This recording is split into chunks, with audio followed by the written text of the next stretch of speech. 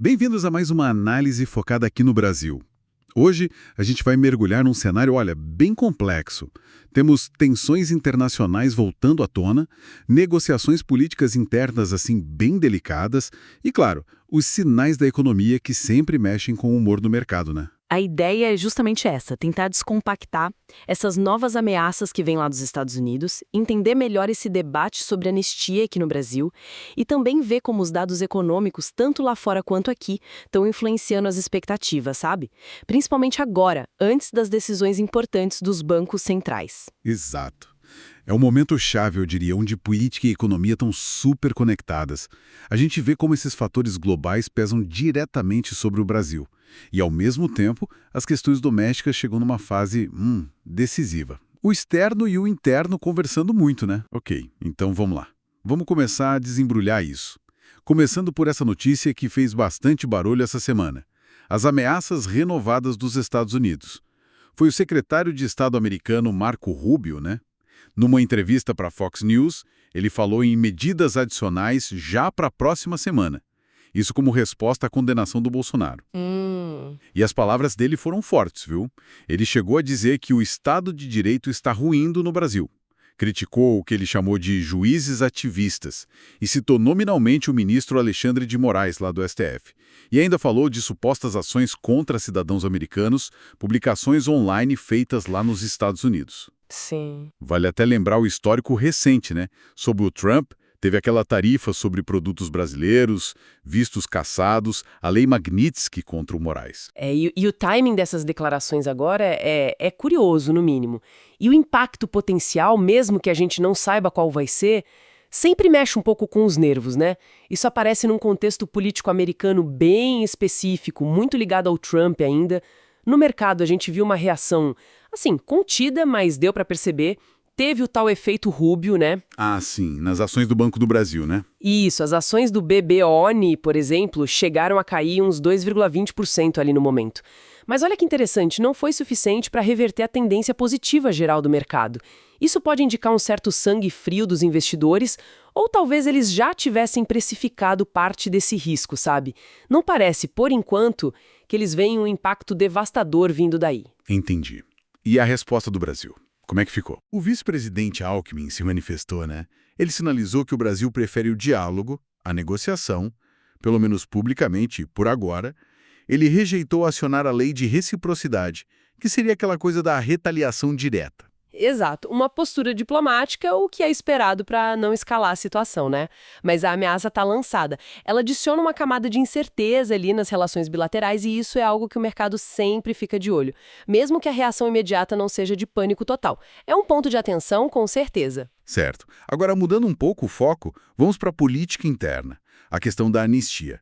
Tem setores ligados ao bolsonarismo que defendem aquela anistia ampla, geral e irrestrita, né, para os envolvidos no 8 de janeiro e, claro, para o próprio ex-presidente. Só que, pelo que parece, essa ideia não está encontrando muito espaço para avançar do jeito que eles querem, né? Não mesmo, a resistência é bem grande. O próprio presidente da Câmara, o Hugo Mota, parece relutante em pautar um projeto assim tão amplo. E os obstáculos são bem claros, né? Primeiro, provavelmente é enfrentar oposição forte no Senado, com o Alcolumbre ali segurando. Sim. Depois, poderia levar um veto do presidente Lula. Aliás, o Lula já teria reforçado para o Mota que o governo é contra. Ah, tá. E, por fim, ainda correria o risco de ser derrubado lá no STF. Então, o caminho é difícil para essa anistia total. Então, o que está sendo discutido de verdade? Olha, o que parece estar sendo costurado nos bastidores é um acordo, mas com um escopo bem mais limitado, sabe? Uma negociação que envolveria figuras-chave. Mota, Alcolumbre, gente do governo, talvez até ministros do Supremo. A proposta não seria bem uma anistia, mas talvez uma alternativa. Tipo redução de pena ou a garantia de prisão domiciliar para o Bolsonaro. Mas e esse é o ponto-chave, mantendo a condenação dele. Ah, interessante. Mantendo a condenação. E qual seria a contrapartida nisso tudo? Então, como moeda de troca, poderia avançar aquela PEC da blindagem. Aquela proposta de emenda à Constituição? Isso, mas numa versão mais enxuta, talvez. A ideia seria devolver ao Congresso a prerrogativa de autorizar ou não processos contra parlamentares no STF. A aposta é que, sendo uma versão mais light, digamos assim, ela não enfrentaria tanta oposição nem do Supremo nem da base do governo.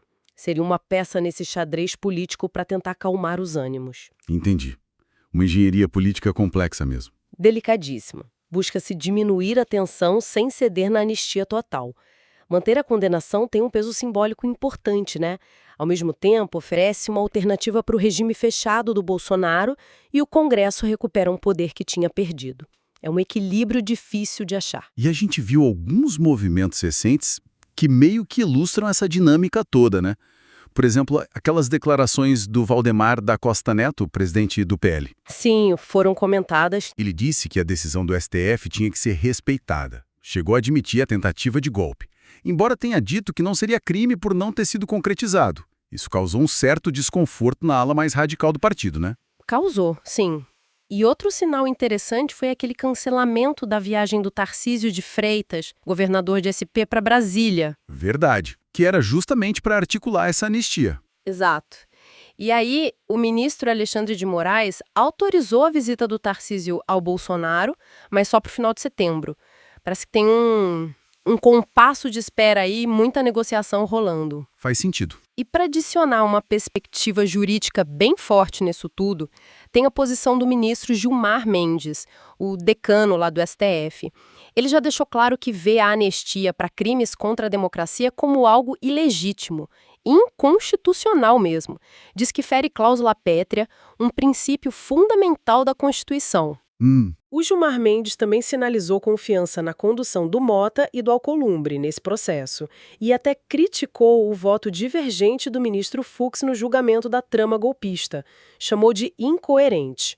A visão dele reforça muito a dificuldade de passar uma anistia ampla. Fica bem claro, então. O caminho para a anistia total parece realmente bloqueado, mas a busca por uma solução intermediária, essa sim está a todo vapor lá nos corredores do poder em Brasília. Exato. Agora, vamos virar a chave aqui, vamos para a economia, que é onde as coisas ficam realmente interessantes também. A gente tem dados e expectativas que estão meio que direcionando os mercados, né? Aqui no Brasil, por exemplo, existe uma expectativa de melhora no mercado de trabalho. As projeções indicam queda na taxa de desemprego. Por outro lado, o IBCBR, aquela prévia do PIB que o Banco Central calcula, veio mais fraco do que se esperava em julho. Registrou queda. Isso já acendeu um alerta, né?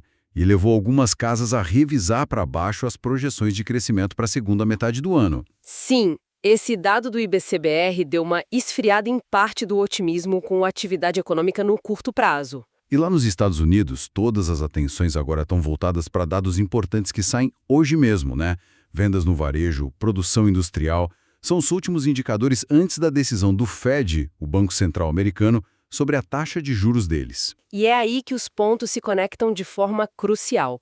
Apesar daquele sinal de fraqueza do IBCBR aqui no Brasil, a grande maioria do mercado ainda aposta que o Copom, o nosso Comitê de Política Monetária, vai fazer o quê? Manter a taxa Selic em 15%. Na reunião desta semana ainda. A decisão sai amanhã, né? Exato, decisão amanhã.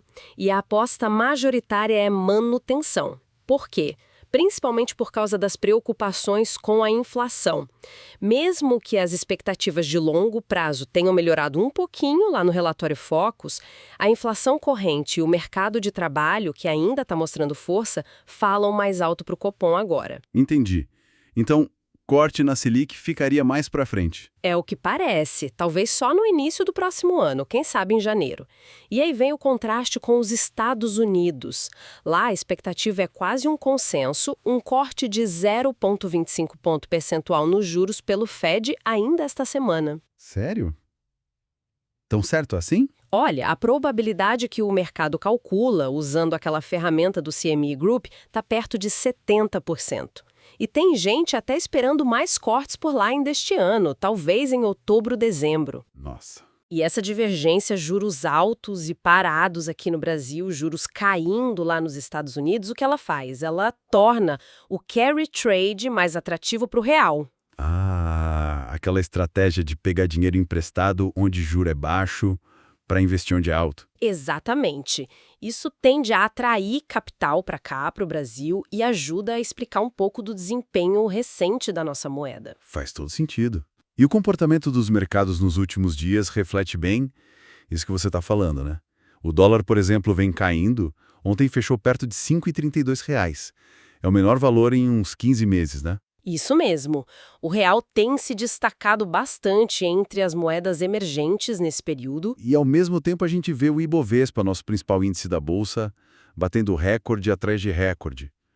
Ontem superou os 143 mil pontos no fechamento, uma marca inédita. É um movimento forte. Está acontecendo em linha com as bolsas americanas, né? S&P 500, Nasdaq também em máximas históricas. O Dow Jones também subindo. Exatamente. E um detalhe importante que você mencionou sobre o Ibovespa. Apesar das altas, o volume de negócios aqui tem sido considerado baixo, na casa dos 17 bilhões ontem. Verdade. O que isso pode indicar? Pode indicar uma certa cautela por trás desse otimismo todo, sabe? Tipo, o índice sobe, mas talvez com menos gente participando ativamente ou com menos convicção geral. É algo para ficar de olho. Entendi. E complementando esse cenário de mercado, os juros dos títulos do Tesouro Americano, os Treasuries, estão em queda. A taxa do título de 10 anos caiu para a casa dos 4%, refletindo justamente essa expectativa de corte de juros pelo Fed. Até o ouro, que é aquele refúgio tradicional para tempos de incerteza ou de juros baixos, renovou as máximas históricas dele. Está acima de $3.680, quase $3.690 a onça. Uau! O cenário global, de certa forma, parece estar soprando a favor de ativos de risco e de moedas de países com juros altos, como é o caso do Brasil agora. E olhando para algumas ações específicas aqui, ontem a gente viu a Vale subir, né? Mesmo com o minério de ferro caindo lá fora. Parece que foi impulsionada por uma revisão de preço-alvo. Sim, o BTG elevou o preço-alvo do ADR da Vale. Isso ajuda. A Petrobras também subiu bem, tanto a OEN quanto a PN, acompanhando a alta do petróleo Brent, que passou dos $67. Uhum. E os grandes bancos? Maioria em alta também. Itaú, Bradesco, Santander. A exceção foi justamente o Banco do Brasil, que sentiu aquele efeito Rubio que a gente comentou lá no início. Exato. Isso mostra bem como eventos políticos pontuais podem sim afetar ativos específicos, mesmo num contexto geral que parece positivo para o mercado como um todo. Perfeito. E a gente não pode esquecer que o cenário global tem outras peças se mexendo também, né? Por exemplo, tem sinais de progresso nas negociações entre EU e China sobre a venda do TikTok. Parece que vai ter uma reunião importante entre Trump e Xi Jinping na sexta-feira. Ah, é. Sim, e existe até a possibilidade de estenderem de novo aquela trégua tarifária por mais 90 dias. Isso seria positivo para o comércio global. Além disso, os Estados Unidos continuam pressionando aliados, como a União Europeia e a Índia, para taxarem ou reduzirem a compra de petróleo russo. Certo. E tem a visita do Trump ao Reino Unido para anunciar acordos comerciais e tecnológicos.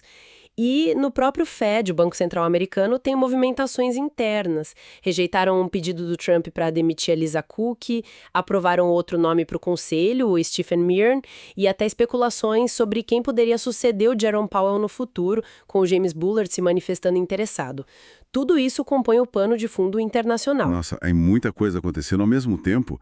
E enquanto esses temas maiores se desenrolam, tem outros pontos mais rápidos aqui no radar do Brasil que vale a pena a gente mencionar para ter o quadro completo, né? Sim, sempre tem. Na reforma tributária, por exemplo, o segundo projeto de regulamentação teve uns ajustes finais apresentados pelo relator, o senador Eduardo Braga, lá para o ministro Haddad.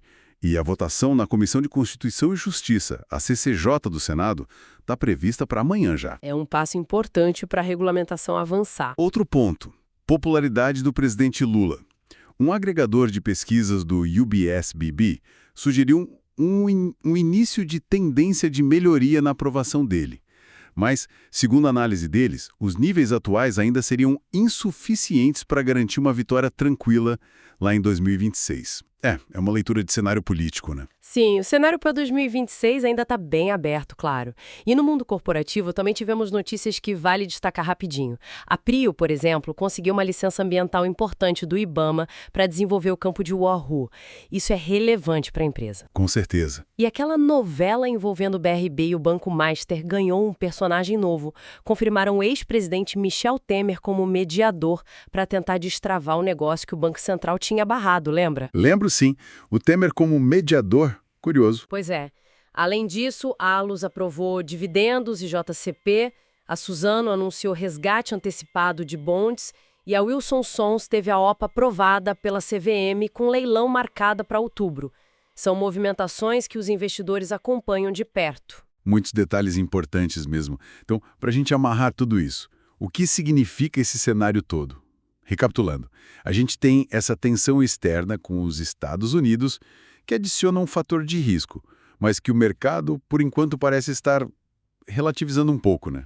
Parece que sim. Internamente, uma negociação política bem complexa sobre anistia, buscando um meio termo, algo longe daquelas demandas mais radicais. Uhum. E no meio disso tudo, os mercados financeiros mostrando um otimismo forte, talvez impulsionados principalmente pela perspectiva de juros mais baixos lá nos Estados Unidos, mesmo com alguns dados domésticos, tipo o IBCBR, mostrando um pouco menos de força do que se imaginava. É isso. Exatamente essa a fotografia do momento. A interconexão é a palavra-chave aqui. Relações internacionais, a política doméstica, as tendências econômicas globais. Tá tudo muito entrelaçado definindo o ambiente aqui no Brasil. Para navegar nesse cenário, seja como tomador de decisão política, seja como investidor, é preciso ter um olhar atento para todos esses fatores ao mesmo tempo. Essa aparente euforia do mercado pode estar muito focada nesse cenário externo de liquidez global, né? Mas os riscos internos e as tensões políticas, eles continuam aí presentes. Exato. E isso talvez nos deixe com um pensamento final aqui para reflexão. Se o mercado financeiro parece tão resiliente agora, né, absorvendo essas incertezas políticas, as ameaças externas, será que o grande motor por trás disso tudo é mesmo essa imensa liquidez global que está procurando rendimento, especialmente com a perspectiva de corte de juros nos Estados Unidos? E se for isso, até que ponto essa força que vem de fora pode estar de alguma forma mascarando vulnerabilidades ou riscos mais profundos aqui dentro, no contexto brasileiro? É uma ótima pergunta. Fica aí a questão para a gente continuar acompanhando nas próximas semanas.